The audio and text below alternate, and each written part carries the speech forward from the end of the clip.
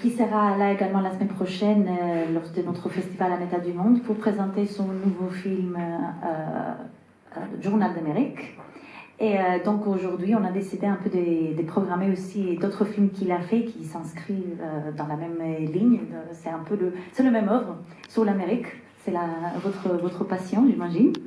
Du coup, aujourd'hui, on va passer à Diane Wellington, c'est un court-métrage. Et l'autre film, qu'on ne peut pas malheureusement annoncer, ça s'appelle Disneyland, mon vieux pays natal. C'est un film que je ne peux pas annoncer parce que c'est lié aussi au titre, Disneyland. Donc, je vais vous aller expliquer ça peut-être plus tard, pourquoi on a du mal à vous dire qu'on ne va pas passer ces films.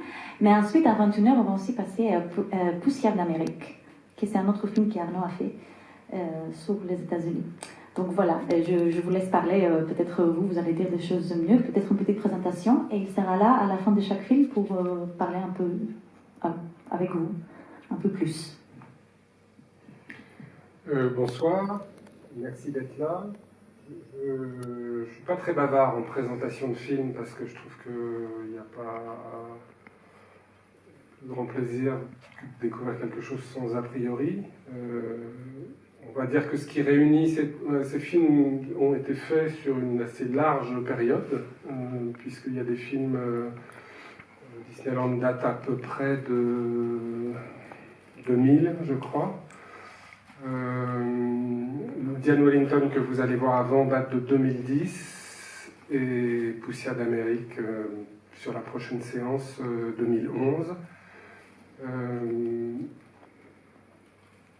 Oui, l'Amérique est probablement le lien secret, enfin plus exactement mon rapport à l'Amérique, à une certaine idée de l'Amérique. Probablement le lien qui rattache les trois films. Ils ont tous les trois la particularité d'avoir été plutôt pensés comme des objets pour la télévision. Voilà, dans des circonstances qui sont presque des circonstances de commande. Je préfère ne pas en dire plus et échanger avec plaisir avec vous tout à l'heure, si vous le souhaitez, après la première projection, puis après la deuxième projection. Bonne projection.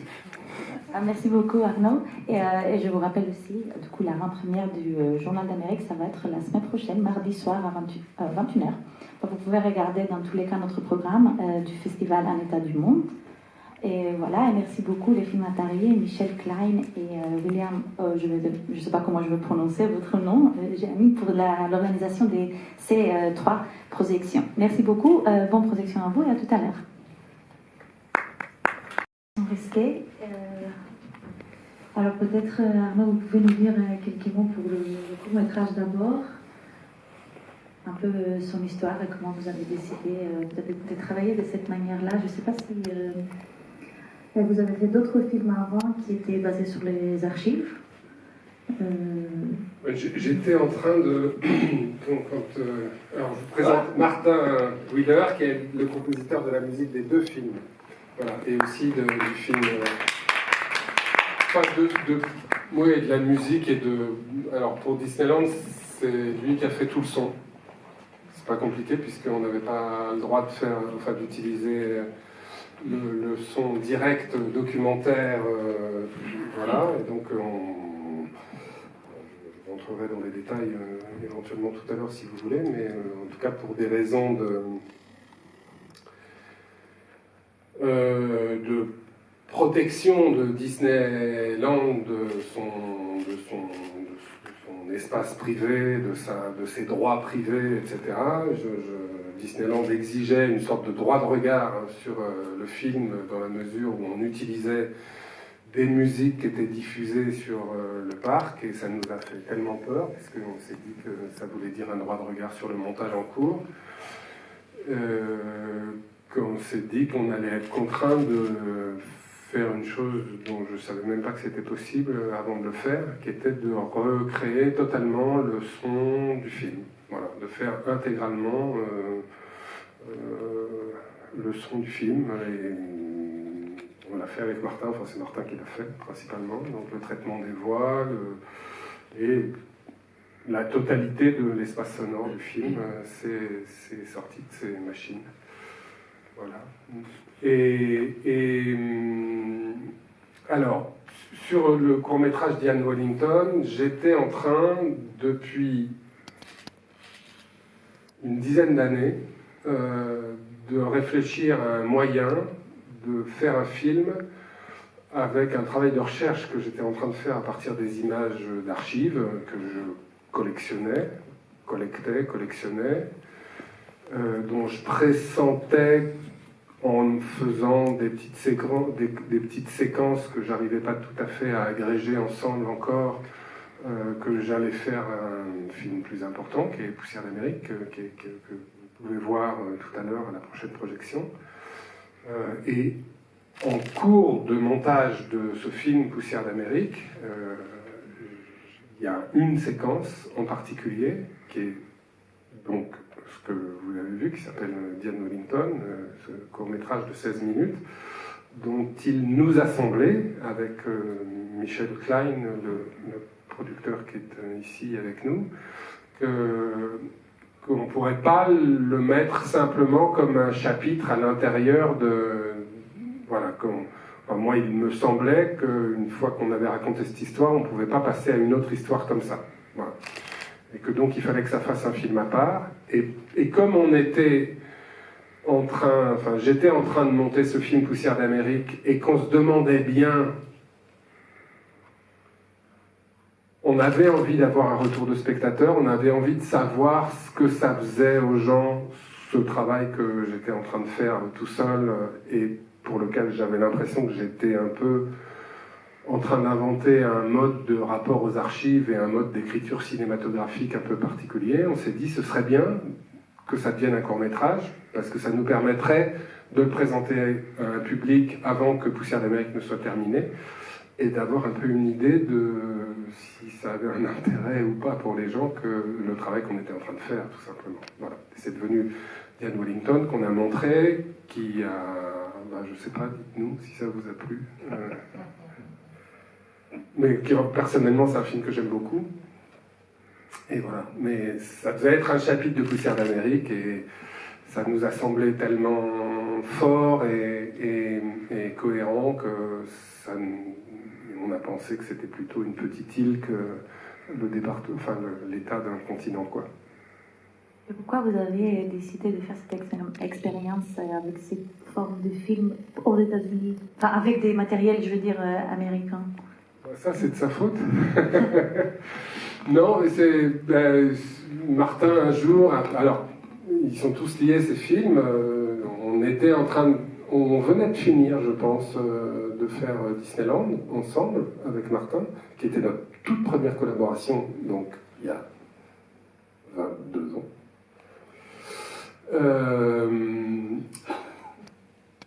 Et Martin, qui était déjà précurseur, comme sur beaucoup de choses, me suggère d'aller regarder sur Internet le site de Prelinger Archives,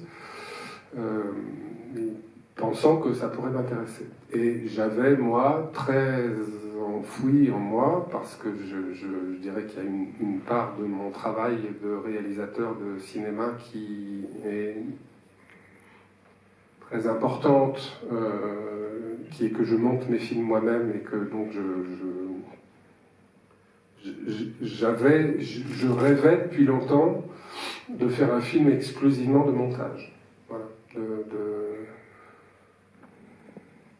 Juste pour savoir ce que c'était, quoi, pour savoir quelle expérience c'était.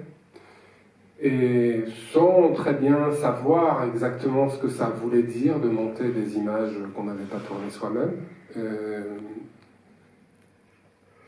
Et ça représentait une source assez inépuisable de matériaux.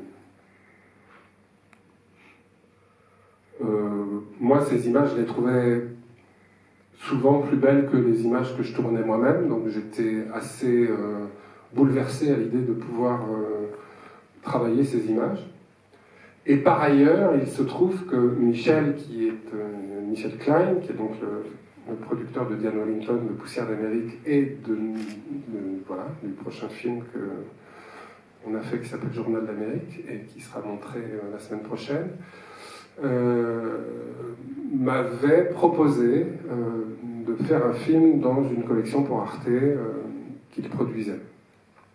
Et qui était l'idée de faire un portrait. Voilà, c'était des courts-métrages. Et je lui avais dit, profitant de l'idée de Martin et de l'occasion, je lui avais dit, je te propose de faire un portrait de l'Amérique à partir d'images d'archives. C'était un peu présomptueux de ma part. En tout cas, de faire un portrait de l'Amérique en un court-métrage, je veux dire, à partir d'images d'archives. Et donc j'ai commencé à m'immerger dans ces images, d'abord un peu de loin, puis ensuite c'est devenu un gouffre et ça m'a pris 10 ans. Je regardais des films et j'ai compris que... j'ai construit une espèce de méthode personnelle qui était d'abord presque uniquement plastique, qui était de chaque fois qu'un plan, je dis volontiers, me faisait signe, je le sortais, je le prenais, je le mettais dans une petite poche virtuelle dans mon ordinateur. Et en des années pendant lesquelles j'ai regardé des films sur le site des archives Prelinger, site américain. Je ne croyais pas savoir à l'époque qu'il existait l'équivalent en France, qui est un site qui... C'est l'endroit qu'un collectionneur américain, Rick Prelinger, sur Internet, a décidé d'offrir au monde sa collection. Et sa collection, c'est une vie entière, avec sa camionnette, à sillonner les États-Unis et à récolter, ramasser, acheter, récupérer dans les poubelles toutes les images tournées aux États-Unis en film. Je ne sais pas s'il y a des images vidéo, peut-être il y a des images vidéo.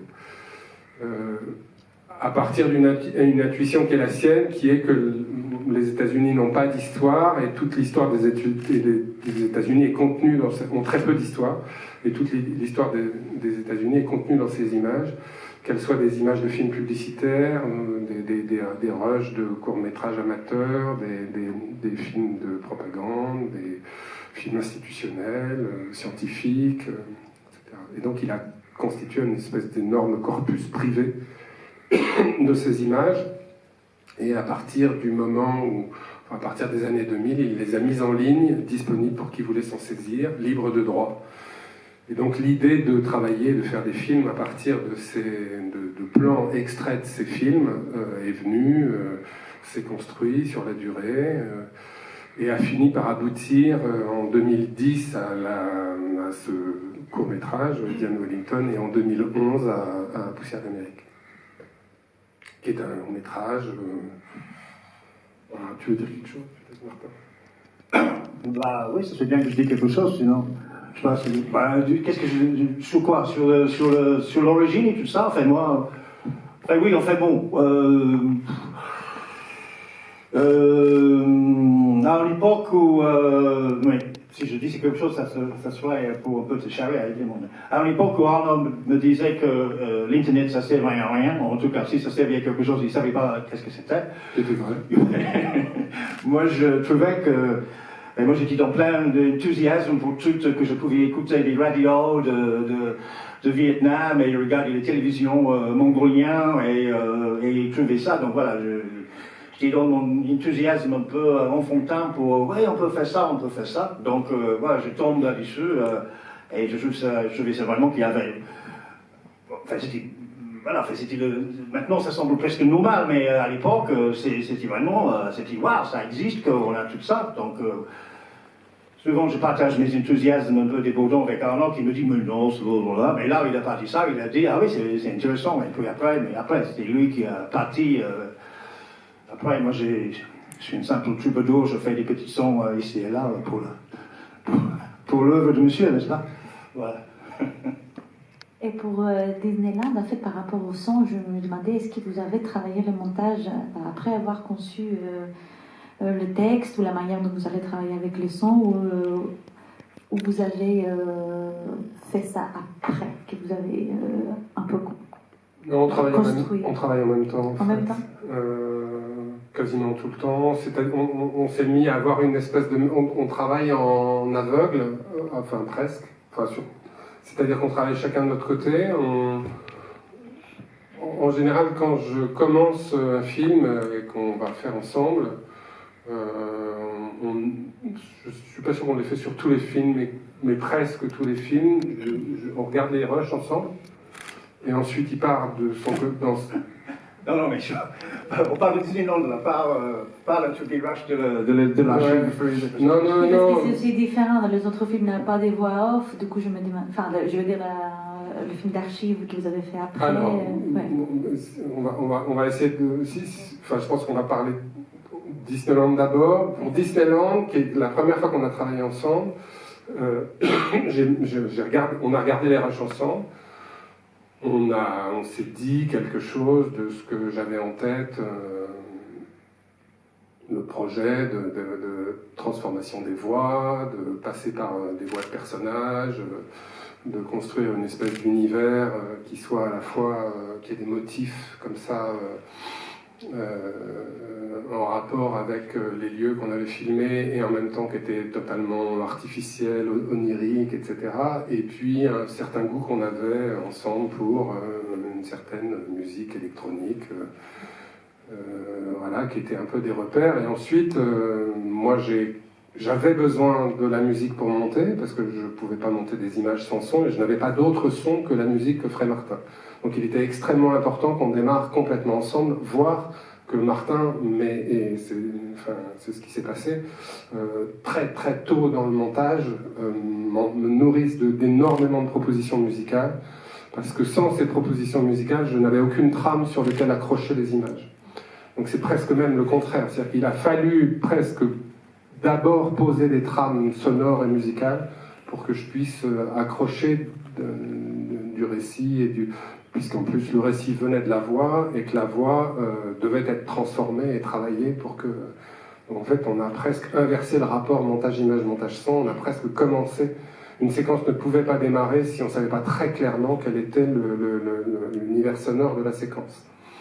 Et à l'époque, moi qui ne montais pas du tout comme un monteur, mais comme une espèce enfin, je montais comme je montais, c'est-à-dire à ma manière, j'avais besoin d'avancer avec tous les éléments. Je n'ai jamais monté d'abord l'image comme on le fait en fiction traditionnelle, puis ensuite...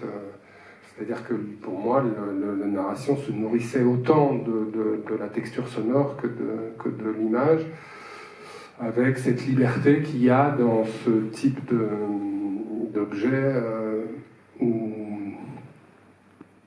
il n'y a pas autant qu'en fiction classique de prévalence de l'image sur le reste, ni de prévalence de l'histoire sur le reste. Il y a une espèce de rapport extrêmement tissé, extrêmement serré, de nécessité mutuelle entre image, son, musique, voilà, texte.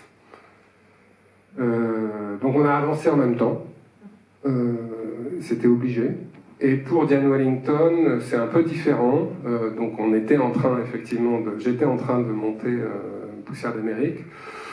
C'était un peu différent, mais c'était un peu pareil. C'est-à-dire, il n'était pas mon seul interlocuteur, il y avait un monteur son avec qui je travaillais, et je leur demandais à tous les deux de me fournir du matériau, et je savais aussi que c'était à partir de ce matériau son, souvent, que je pouvais démarrer quelque chose. De toute façon, je ne pouvais pas monter de l'image d'archive, d'autant qu'elle était totalement muette, si je l'accrochais pas à une narration sonore, qu'elle soit musicale ou bruitiste. Donc pour ces deux films,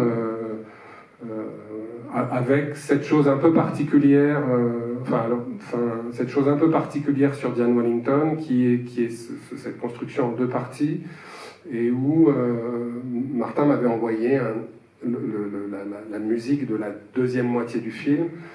Et je me souviens très très bien, comme ça m'est arrivé à plusieurs reprises, d'avoir dit à Martin, j'aime beaucoup, je trouve ça très très beau, mais c'est aux antipodes de ce que peut être une musique de film, tellement c'est un geste musical radical. Et c'est très curieux parce que ça s'est imposé comme la musique de cette deuxième partie du film. Et Martine, pour vous, un peu cette expérience de travailler comme ça, sans, je veux dire en même temps, pas sur des images qui sont déjà montées, pas sur un récit qui est déjà défini.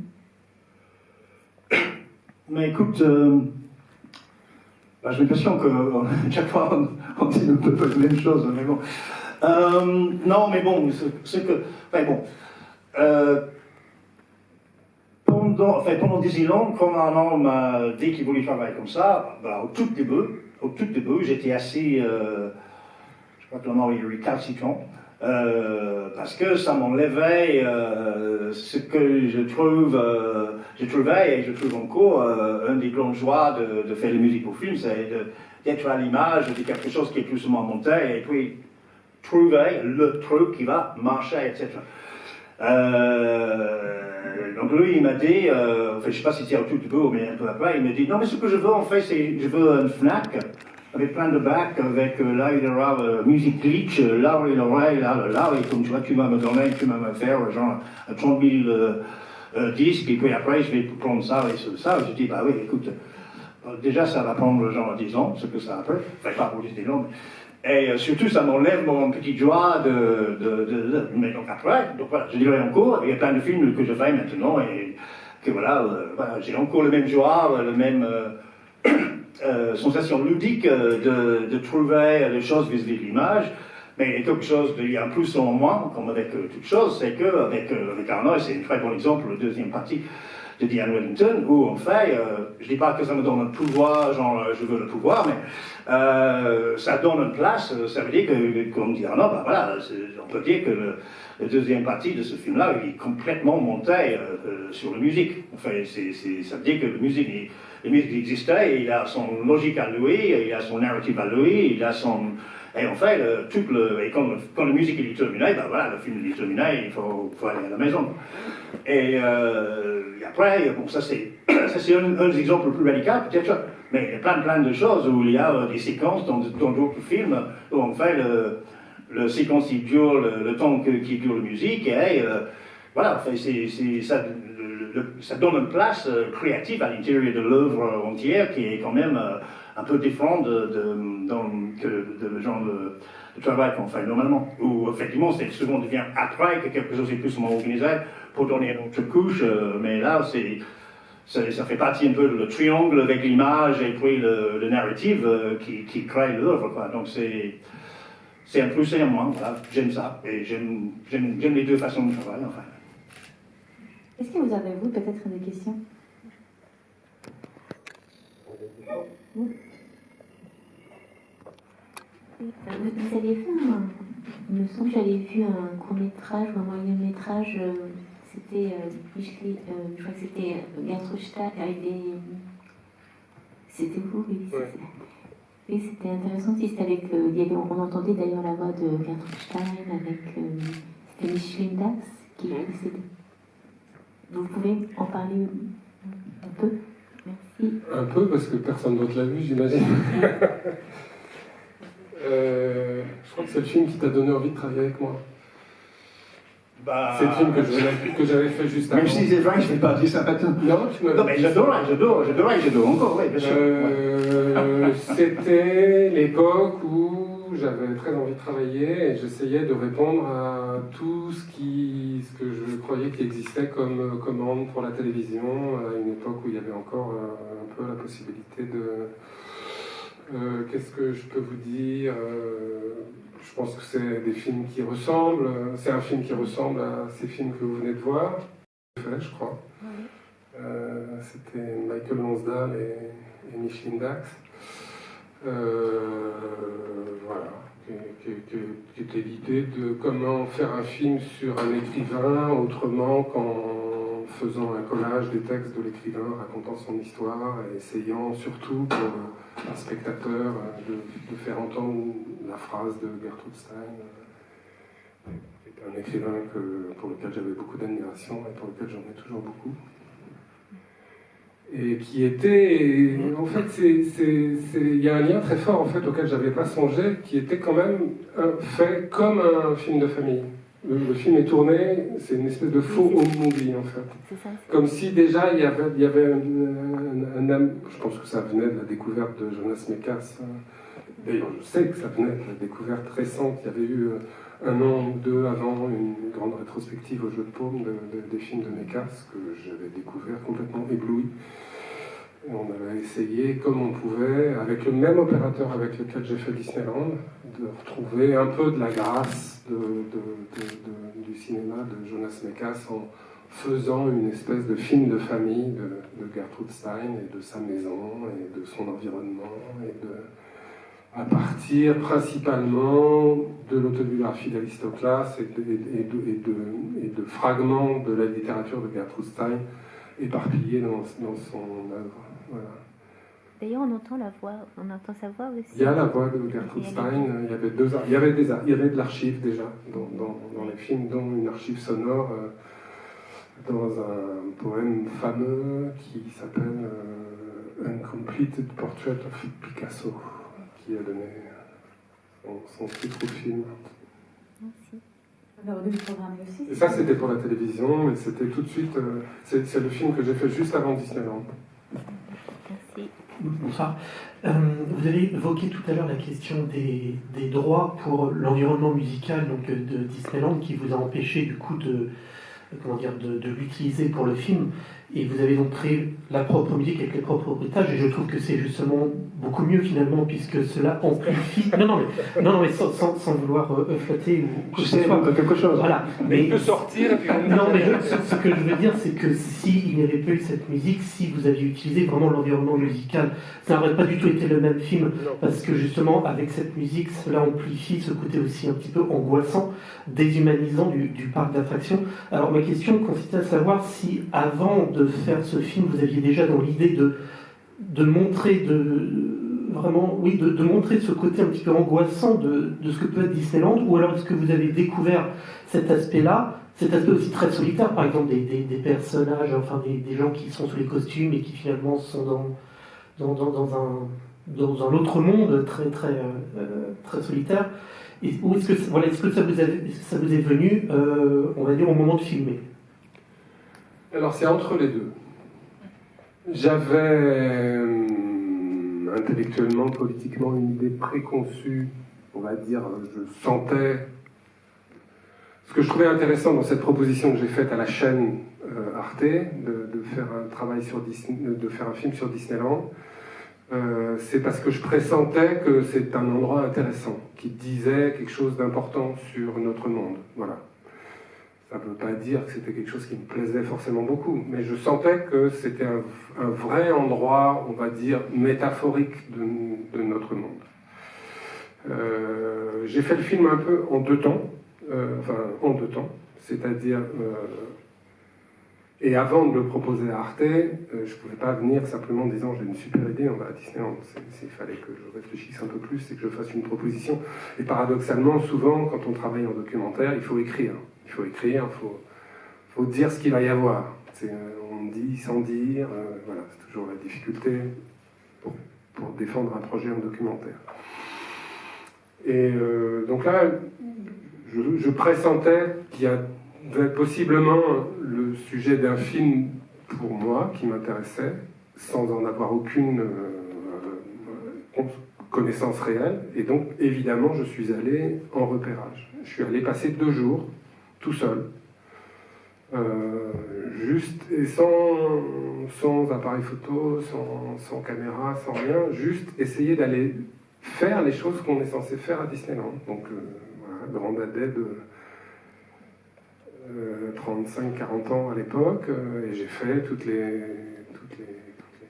attractions, j'ai regardé les gens, j'ai pas forcément acheté les choses à manger, mais en tout cas j'ai passé 2 jours quand même.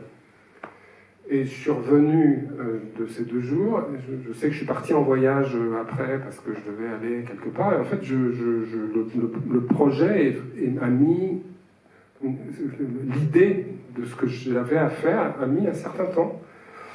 Et je crois, plusieurs mois après, je me suis mis à écrire. Voilà, j'ai assemblé des textes, j'ai imaginé des séquences avec tel personnage, puis je me suis mis à... Et en fait, j'ai quasiment... Il y a un document que j'ai présenté à mon producteur et que j'ai présenté à la chaîne, qui était presque l'intégralité des textes, globalement ce qui allait se passer avec quel personnage. Là, ce serait Dingo, qui, là, ce serait Mickey, qui, là, ce serait... etc. Donc il y avait la structure, après il ne restait plus qu'à faire des images et à faire vivre les choses, mais il y avait une structure en un certain nombre de parties, la structure étant plus ou moins imposée par le cahier des charges de l'émission. Et donc je suis arrivé avec un programme, en fait, un texte qui était écrit et un programme. Et effectivement, la cerise sur gâteau, qui a vraiment tout bouleversé, c'est quand on a compris qu'il fallait qu'on trouve un moyen de ne pas faire avec le son du parc. Et on a dit qu'on allait faire une espèce d'opéra, en fait, qu'on allait tout recréer, le son, la musique, que le son allait raconter l'histoire, que le son, la musique allait prendre sur ses épaules la totalité de l'enveloppe sonore, enfin Et ce qui fait que ça a donné son identité particulière, et qui fait qu'il y a... Je pense que le film fait l'effet qu'il fait, c'est-à-dire que c'est devenu une espèce de voyage mental, en fait. Parce qu'il n'y a pas d'air, c'est un film sous cloche. Ce qui est pas mal, parce que Disneyland, c'est un endroit sous cloche, donc il y avait quelque chose d'assez, au fond, c'était prendre vraiment Disneyland au pied de la lettre et essayer de lui renvoyer un portrait en cinéma, et ça a produit ça. Je dirais que j'y suis allé... Pour répondre à votre question, j'y suis allé en étant habité par deux sentiments. Et je pense que ces deux sentiments sont toujours dans le film, mais qui était une forme de tristesse, voire une mélancolie très profonde, et une colère. Tristesse et colère qui venait de ce que je disais volontiers à l'époque, de ma conscience d'avoir été... probablement en France, la première génération d'enfants, je suis né en 61, la première génération d'enfants qui a été considérée comme des consommateurs avant d'être considérés comme des enfants, et à qui on a proposé une torsion de la grande tradition des contes pour enfants, qui était le monde de Disney. Voilà. Et donc c'est avec ces deux sentiments de fond, évidemment il n'y a pas que ça, mais que c'est sur ces deux sentiments de fond que le film s'est fait. Et si je me permets, il y a peut-être aussi inconsciemment une volonté démystificatrice à l'ensemble de Roland Barthes, du mythe. Peut-être, je sais que Philippe Muret avait aussi écrit à peu près à la même époque des articles sur Disneyland pour démystifier un petit peu ce parc d'attractions. Peut-être qu'inconsciemment aussi, il y avait ça derrière dans votre... Alors curieusement, c'est le contraire. D'accord. C'est le mythe qui m'intéressait, c'est le rêve Disney qui m'intéressait, et pas pour le déconstruire, mais pour le vivre vraiment et le faire vivre. En fait, je crois que l'intérêt du film, et la différence avec d'autres films qui ont pu être faits ou qui peuvent être faits sur ce genre de lieu, ça a été que le film ne tentait pas de faire la guerre à cet endroit-là. Je dis volontiers, enfin je l'ai dit souvent, entre le moment où j'ai décidé de faire le film et le moment où j'ai fini le film d'abord s'appelait Disneyland, et à la fin il s'est appelé Disneyland, mon vieux pays natal.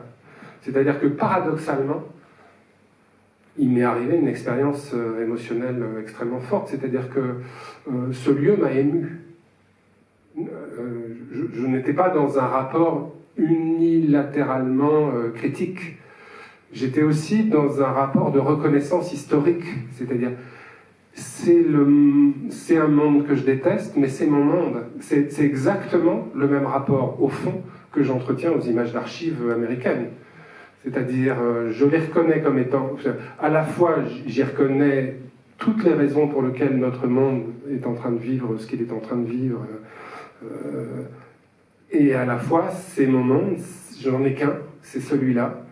Et je le reconnais, et j'ai un rapport qui est un rapport mélangé de tendresse et de colère. Enfin, de tendresse et de détestation. Enfin, c'est une espèce de... le même rapport qu'on peut avoir avec sa famille, avec le milieu dont on vient, avec...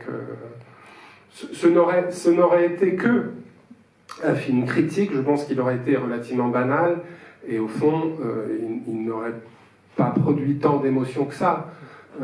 Si le film contient des émotions et est capable de les transmettre, c'est parce qu'il est plus diffus que ça, il est plus mélangé que ça. Et surtout, j'y suis arrivé armé d'un certain nombre d'idées, d'un certain nombre de principes, et ce lieu m'a en partie désarmé.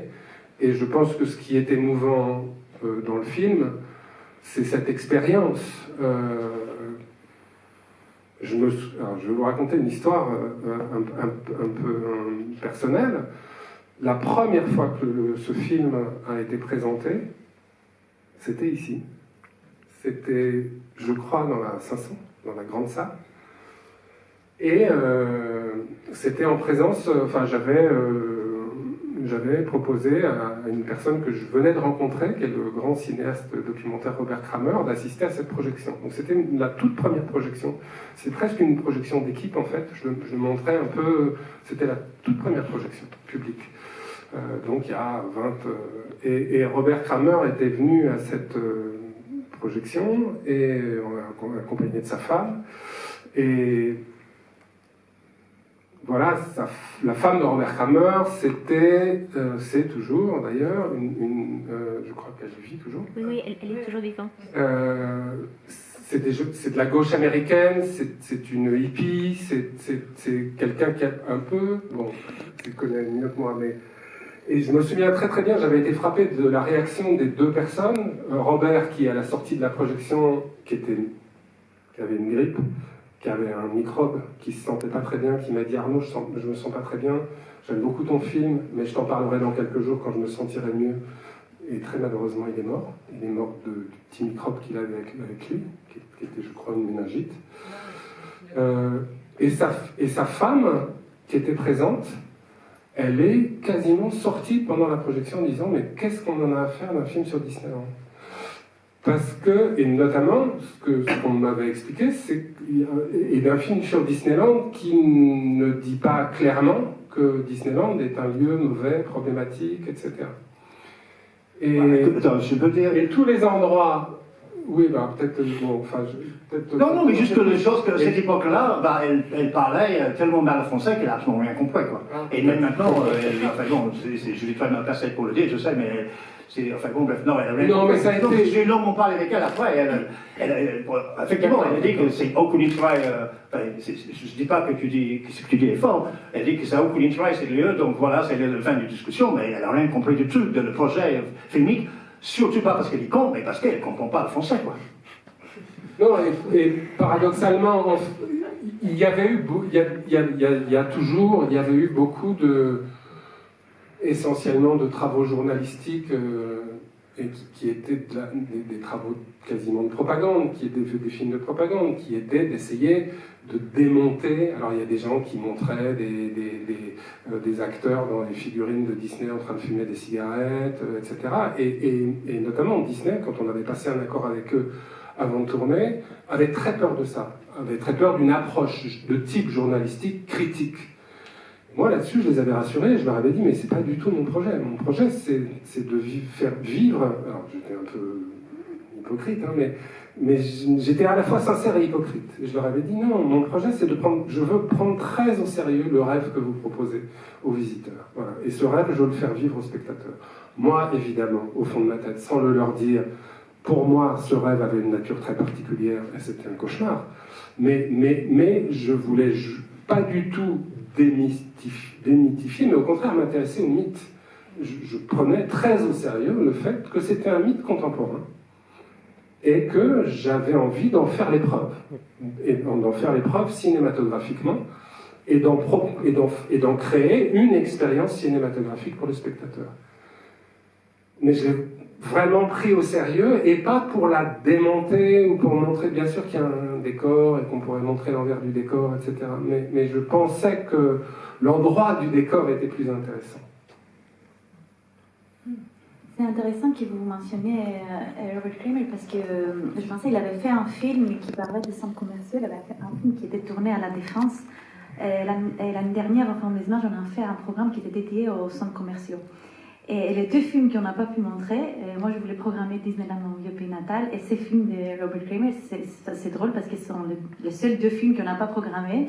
Disneyland parce qu'il y avait le malentendu, on savait qu'il ne pouvait pas annoncer le titre, et les films de Kramer qui appartient à INA, du coup c'était un tarif malheureusement très très haut et je ne pouvais pas le programmer. Et du coup, j'avais toujours ces liens dans ma tête parce que Robert Kramer, dans ces films-là, il parle, au début, il a un petit entretien avant le film où il parle du rêve que les centres commerciaux représentaient aux années 80 pour les jeunes et la manière dont lui, il a décidé en fait d'entrer d'entrer dans le centre commercial et observer les jeunes et ce que ça fait pour eux. Et juste pour faire le lien, j'ai un ami qui m'avait dit, et je vérifie, c'est vrai, que Walt Disney était le premier à imaginer le concept de gift shop, qu'on sort de Disneyland pour acheter quelque chose. Et du coup, il avait un lien entre Disneyland et les centres commerciaux.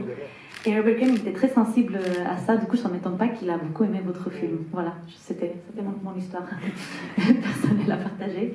Mais tout est lié à la fin. Bon, merci beaucoup Arnaud. J'espère que vous allez rester pour la séance d'après. Du coup, on vous laisse un peu de temps de sortir et respirer. Et pareil pour Arnaud et Martin. Et je vous rappelle que la semaine prochaine, si vous ne restez pas ce soir, il y aura en avant-première Journal d'Amérique.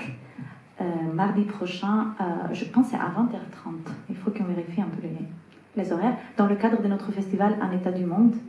Donc n'hésitez pas de venir. Voilà. Merci.